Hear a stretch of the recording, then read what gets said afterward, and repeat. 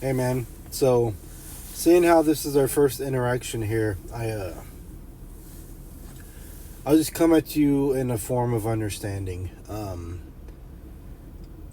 just gonna read what you wrote here. As far as the Sabbath goes, I praise every day, not just Sunday.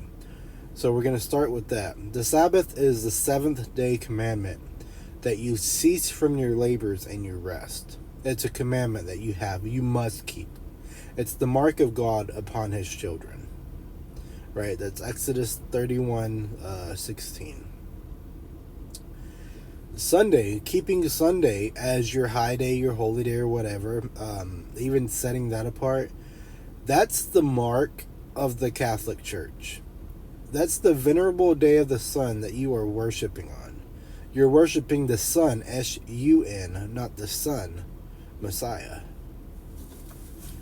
Go and look up Constantine's Creed or any of the councils he did and look at how twisted like what he did. Like he created Christianity right there. It's literally a mix of Constantine's pagan sun worship and the Catholic Church. That's where this Jesus figure comes from. That's where Sunday keeping comes from. That's where lawlessness came from. So go educate yourself on this. And so let's get back to the actual Sabbath, which is Saturday, dawn to dawn, according to Scripture,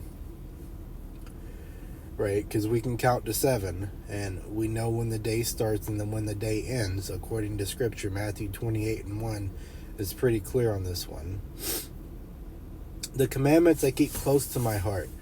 No, you don't. Don't even lie to yourself. You don't. How do I know this? What you said right here. If you kept it close to your heart, you would do it. If the commandments were written on your heart, like you're probably going to say the new covenant is, you would do it. Right? But that's the issue here. You don't do it. So we can run through the commandments, or you can literally go search yourself. Go see why Father sent His Son. He didn't send His Son to take on the sins of the world so that everybody can be lawless and just believe in a name and you're going to be saved. No, He sent His Son to end the sacrificial law and to refresh everything that was said at Horeb, which is the Ten Commandments, which is the Holy Covenant that you must keep, as in perform and do, in order to be God's children. Right? Because before times, Ephesians 2:12, you were aliens to the commonwealth of Israel for not keeping the covenants of promise. But now, by the blood of Messiah, you can be brought near and you can keep those covenants of promise and become grafted into the commonwealth of Israel. That's the very purpose. So if you don't eat clean, which is the rainbow covenant, we can talk about that too. And if you don't keep the 10, you're not His people. You're not His chosen. You're not His elect. Now, I'm not saying I'm His elect at all, but what I am saying is I'm in covenant. I eat clean. My household eats clean. My household is in covenant. And ultimately, we do fulfill the royal law. So wherever Father decides to place me in the grand scheme of things is up to Him. Like, I just want to do what my Father called all of us to do, right? To go find the lost sheep. How do you find the lost sheep? If you go and find a sheep that has a zeal for God, how do you bring them into the fold? Do you just let them walk mindlessly and lawlessly?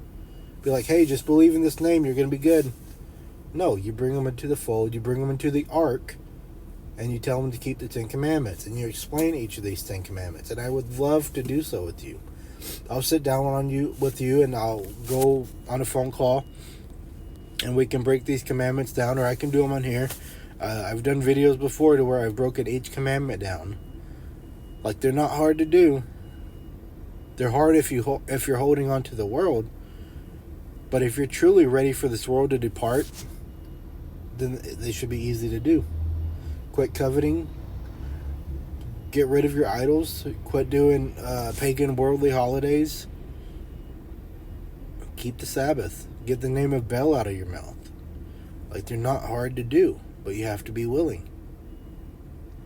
Okay, so let's talk about it.